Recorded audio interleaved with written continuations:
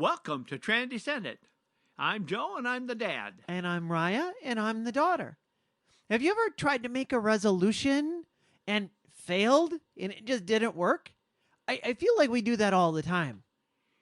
But what we have coming up and what we're going to be talking about today is this will create the change you desire. And I'll tell you right now, it's not what you think.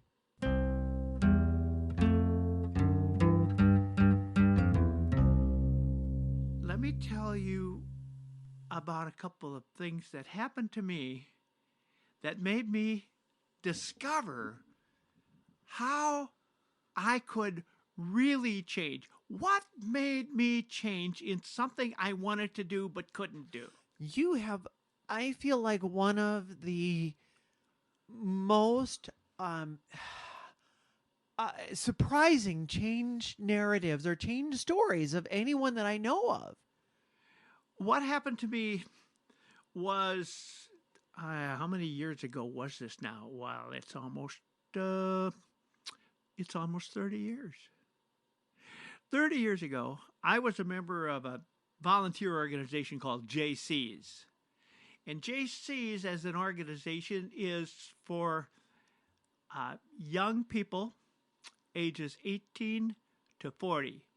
When you're 41, they kick you out because the JC's long time ago started out as a junior chamber of commerce. Really had no association with that at all, and they changed the name to JCs, JAYCEES. And so I was an active part of that. JCs did a lot of great things. They were a wonderful organization to be part of. We became good friends with most of the people in the JCs, not only our chapter, but other chapters. And I made so many friends there. I loved to go to the state conventions. My wife was also in JCs, and we would go together. And we got involved not on the local level, but we got involved in the regional area level. We visited a lot of other chapters, and we became active on the state level. And one of the things they did on the state level was they had a state convention, and it started on Friday night with a beer bash. And the beer bash was a bash. It's Wisconsin, of course. Yeah, absolutely. Going back, I had my first drink when I was 16 years old. It was on New Year's Eve of my 16th birthday. After that, I took to it. I took to it really well. I partied through high school. I had interesting ways to be able to acquire liquor, which is another story of its own. As I graduated from high school, I went into the military, and there I partied more, much more. Had a lot of interesting and sometimes scary situations, but I made it through that, got out of the military after 3 years. My partying after that got even greater. Worked for a couple years, then I raised the GI Bill. I went to college, and I partied. Got in a rock band, more partying. Which I can't imagine what you must have been like. I always think alcohol takes whatever your personality is and it amplifies it. And you are already a ham. and oftentimes you're always cracking jokes and want to be the center of attention when you were drinking. Yes. I'm sure you must have been just way over the top. And I absolutely was. In fact, I always said, if you think I'm funny, you know me, you think I'm funny. I thought I was hilarious when I was drinking. I wasn't, but I thought I was. I've often embarrassed myself many times. I had a lot of blackouts. There was quite a negative side to it, and I went through sometimes during college and even after college. I sometimes go through days when there were blackouts. I didn't remember any of that, and I knew there was a problem, but I didn't know how to get rid of it. I didn't know what to do. I used to go after I got into position where I had a career position. And we'd go places where I had to be in a business situation. Before I got there, I would worry that they might have alcohol. And the crazy thing about that was, I didn't know what I was going to do about that. I never thought, well, don't drink. That wasn't one of the things that even crossed my mind. You were worried that they might not have alcohol and you would be disappointed? No, Or no, I was worried if they did have alcohol that I couldn't stop. I couldn't stop. you would just keep going. After you had one, you would just keep going and Yep. and go. And of course, all of your friends at that point, you just figured this is how life is. And when I say I didn't stop, it wasn't that I would go in with that idea. I'd go in, oh, I'll have one. Well, I'll have another one. Well, just one more. Well, one more became till the bar closed. But anyway, this went on for many years. Then on October 6th, 1979, I went to this state convention that the Jaycees had. The night before was a beer bash, and on Saturday night, there was all of the business things that they did. There was a dinner, and after dinner, there were hospitality rooms that all the different clubs had. I don't even remember how many I went to, and I don't remember when I finally went back to the room. But I got up in the morning, and nursed a hangover. There was a breakfast that was the Jaycees were going to have, and the state president was there, who was somebody who was a friend of mine. And he got up at that state convention on October 6, 1979, and announced to the entire convention he was going to run for national president. He had a group of people surrounding him, a little bit like, it was sort of a microcosm of the way you would do politics in America. He was going to run for the national president. And the team he had surrounded with him told him, great, you're going to do really well.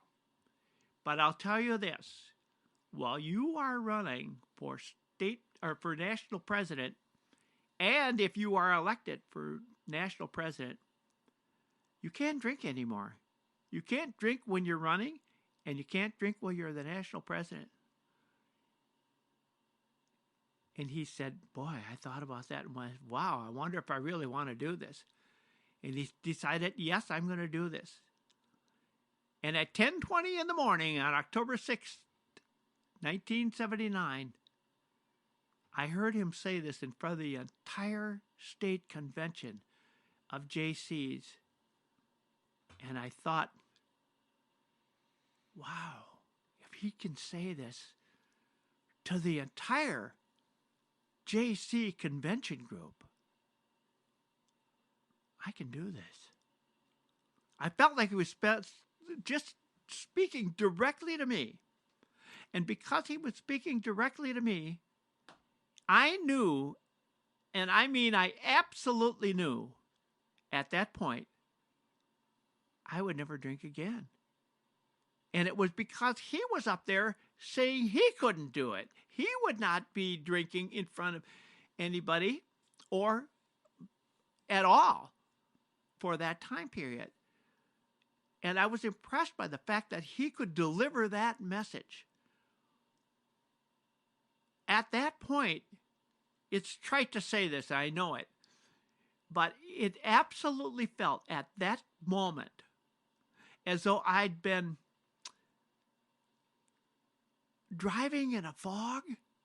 And if this has ever happened to you where you've driven in a fog and it's hard to see and you're holding onto the steering wheel and you're driving real slow and you're careful about, and all of a sudden you come out of that fog and you just relax and you sit back and it works. Wow. And that's exactly the reaction I had. That's how I felt. I knew it. I turned to my wife and I said immediately, I said, I'm never going to drink again. How many times have I said that in the past? The difference was I knew I changed. This is on Sunday at 10:20 in the morning. We went home that afternoon. We drove back. It's about a 3-hour drive. And I mentioned the fact again that I'm never gonna drink again. This is something new for me. It actually happened, and it's not gonna. You'll never see me drink again. And on the way home, she thought, as she always thought, oh yeah, right. You know, how many times have you said? She didn't say that to me, but she thought, how many times have I heard that? Usually, if I said I was never going to drink again, it might last a week, but usually not. Well, after about the third day, she said, there might be something to this. After a week, she was really surprised. After 2 weeks, she said, I think this is real. That was 30 years ago. That was longer than 30 years ago. It was longer than 30 years. 89, 99, 70, yeah. 09, 19, Yeah. over 40 years. Yeah, that's right. Yeah. And I sure remember that. In fact, that's mostly how I remember you, is after you quit and the change that made. How does that old joke go about an elephant? Where does an elephant sit when it comes into your house? Anywhere you want. Anywhere it wants to. Jonathan Haidt popularized this analogy, talking about the rider and the elephant. And then, well, he was the one that came up with the analogy. And then Chip and Dan Heath actually made it really popular through their book, Switch, How to Change Things When Change is Hard. And the analogy goes like this. Your brain works like a rider on an elephant. That we oftentimes think that our willpower is the elephant, that if I just try hard enough, I'm going to be able to make the change work that I want to make work. But that's not really how things usually are. Usually, our brain is more like, or our willpower is like the rider on an elephant. That as long as the rider isn't so concerned about what is going to happen, the rider can guide that elephant to go this way and that way and go wherever they want. And of course, the elephant has all kinds of power and, strength, and can get over all sorts of obstacles that the rider could never get over on their own. But when the elephant sees something the elephant wants, the rider can try real hard to pull back the reins.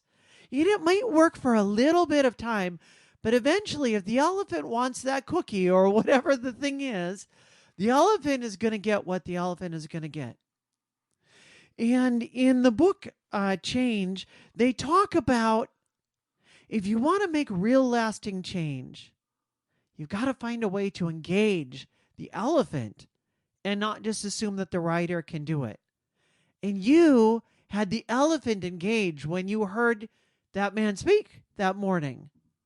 Yes, that's right. What triggered it for you? What was it about hearing him speak that made the big difference for you? One of the things that didn't work for me was that I was trying to control. I was the rider. I was trying to control my body. I was trying to say, I can do this, but I couldn't, because first of all, I couldn't afford to admit to someone else that I had a drinking problem. I couldn't afford to say no to alcohol in front of all my friends who were all partying with me. That wasn't going to be me.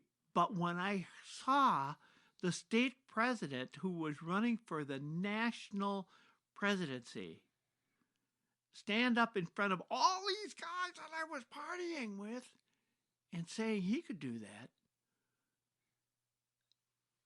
I realized he controlled the elephant. He was, in a manner of speaking, part of the elephant group. He was one of the people I partied with.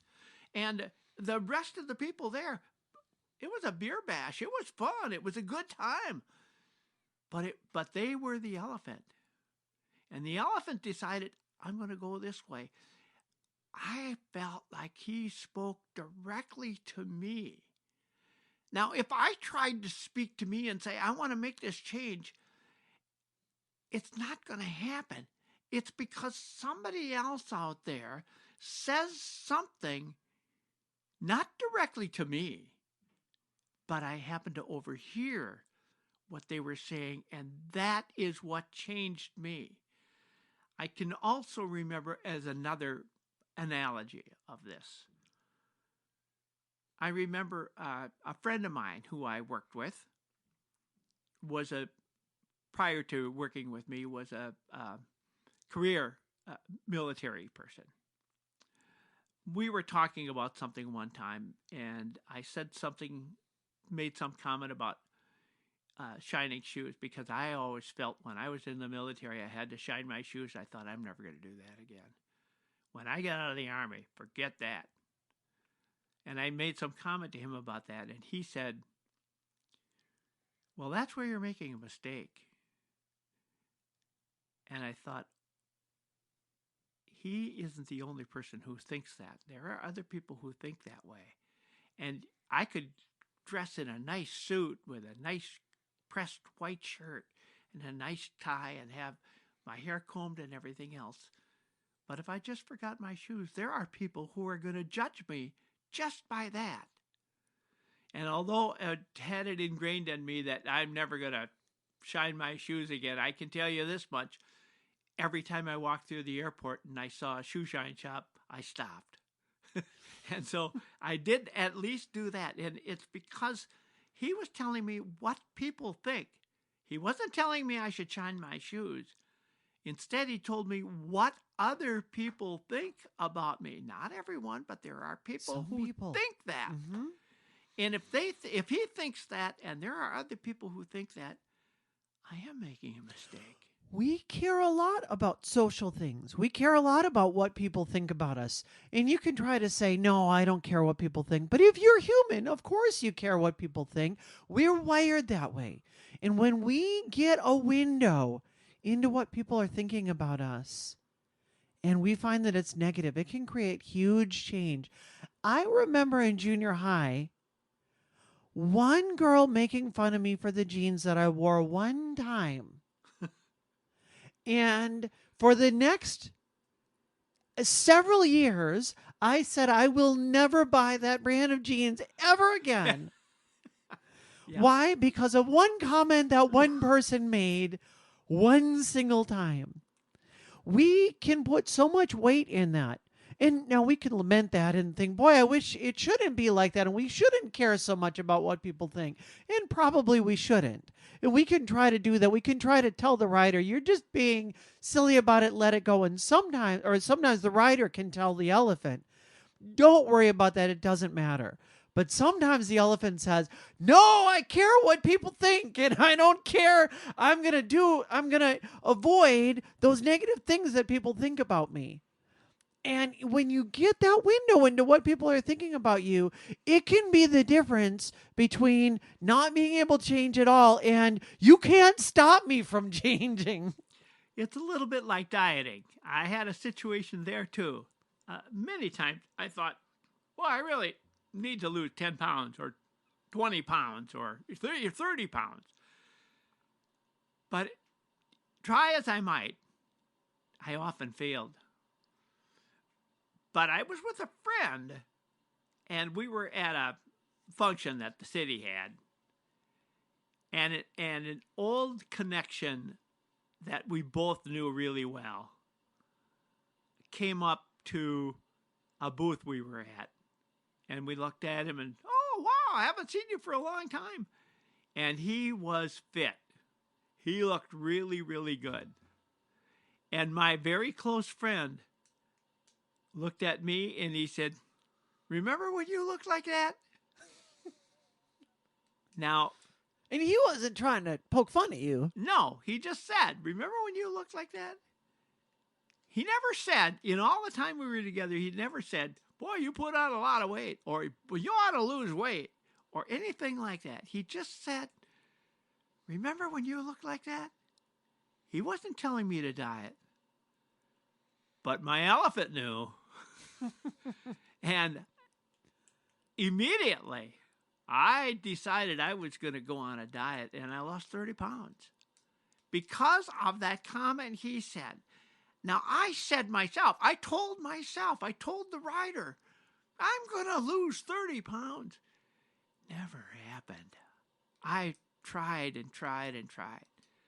But his comment to me, remember when you looked like that?